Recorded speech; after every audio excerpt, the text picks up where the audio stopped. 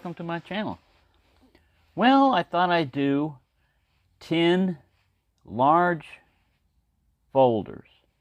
My parameters for these were they had to be one-handed opening and they had to be locking. So that was just to narrow it down, just so I could narrow it down. Because, like I said, normally I carry a range of knives. Small, medium, large. The large knife is usually one of these. The only time it's not is when I have a fixed blade on my hip instead of... Then I'll eliminate the large folding knife because I've got a large, medium to large fixed blade on my side. So it takes care of the large knife duties. And all I would need is the little knives.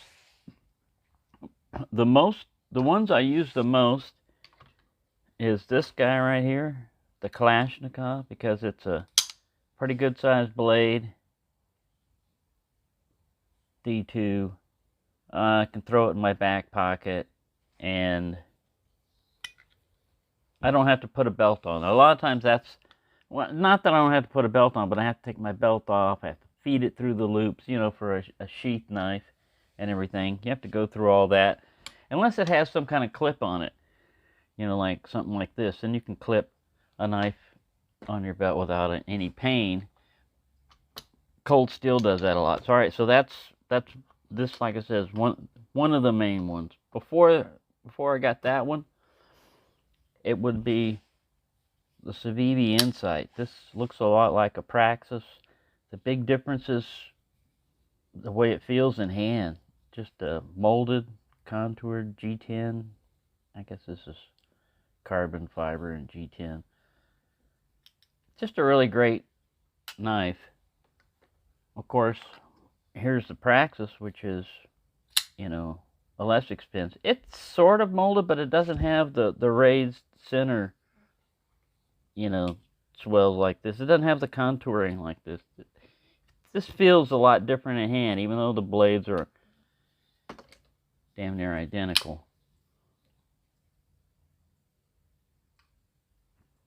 So if you want a little fancier version of the Praxis, you can go with the Insight, if they still make them. I'm not sure. I think they might have discontinued this model, but it's a really good one.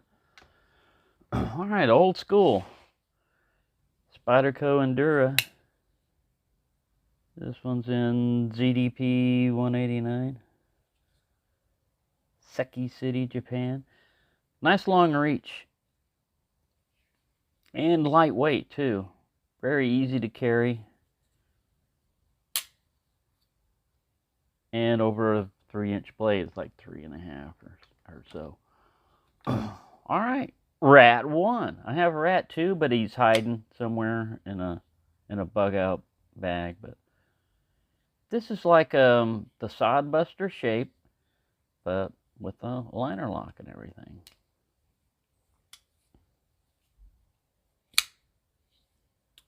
Yep, can't go wrong with a Rat Ontario knife.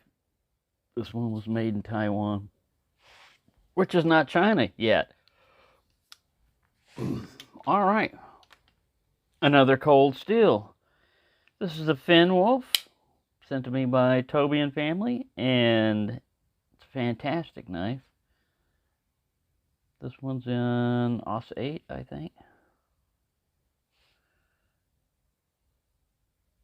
AUS 8A, also made in Taiwan.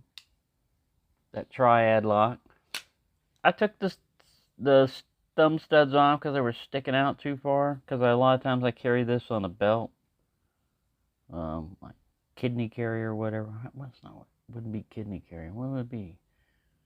Appendix carry. But yeah, that's a pretty good one. All right. Cold Steel Recon 1. This was one of the ones I carried. This was in Spear Point. S35VN. The price went up on these. They're now asking like $125, But you got to look around. I found one on Amazon for like $95. So, yeah, you got to look around.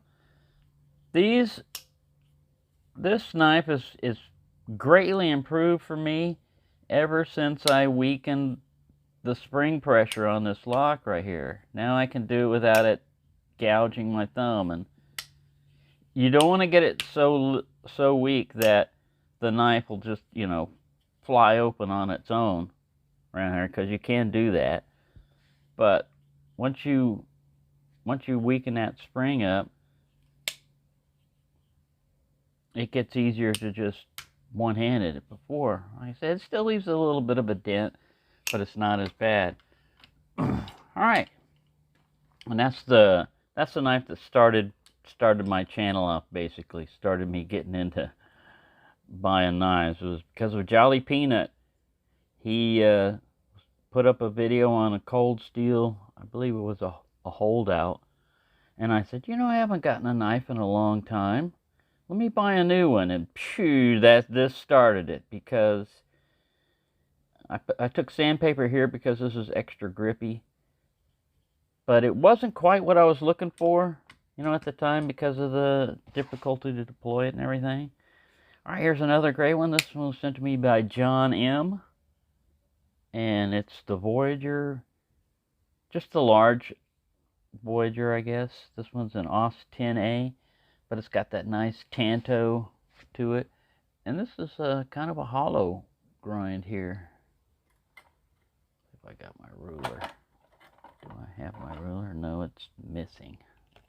Ruler ran away. I don't know where it went. Oh, there it is. I just can't see. Blind as a bat. Yep, that's a hollow grind.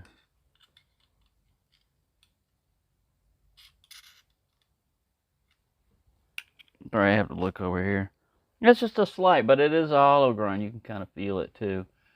These come in handy for work, scraping especially. This secondary bevel up here allows you to sit there and scrape away, and you still preserve your main edge for whatever you want to use that for.